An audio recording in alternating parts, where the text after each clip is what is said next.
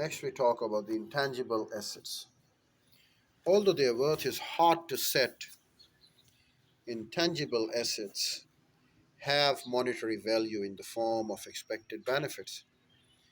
These usually include the cost of obtaining rights or privileges, such as patents, trademarks, include the cost of franchise fees.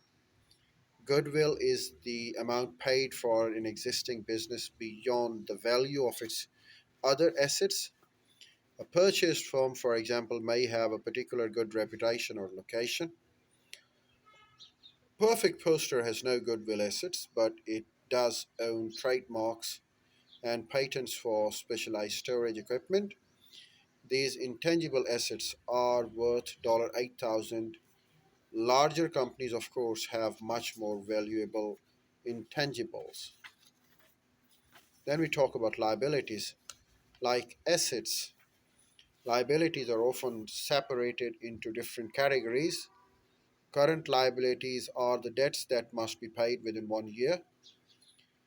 These include accounts payables, of course, unpaid bills to the suppliers for materials, as well as in wages and taxes that must be paid in the coming year. Perfect Posters has current liabilities of $21,935. Of course, we are using the Perfect Posters as one of the case studies examples. Owner's equity. The final section of the balance sheet is that has owner's equity broken down into common stock paid in capital and retained earnings. Three ones. When Perfect Poster was formed, it declared legal value of its common stock $5 per share. By law, this 40, there are 40,000 shares. So what we do, we multiply 5 into 8,000 shares and can be distributed as dividends. Paid in capital is additional money invested by owners. Perfect Poster has 15,000 in paid in capital. Retained earnings are not profits kept by a firm, rather than paid out as dividend payments to the stockholders. They accumulate when profits which can be distributed to stockholders are kept instead of the company's use. At the close of 2004, Perfect Posters had retained earnings of 56,155. Income statements.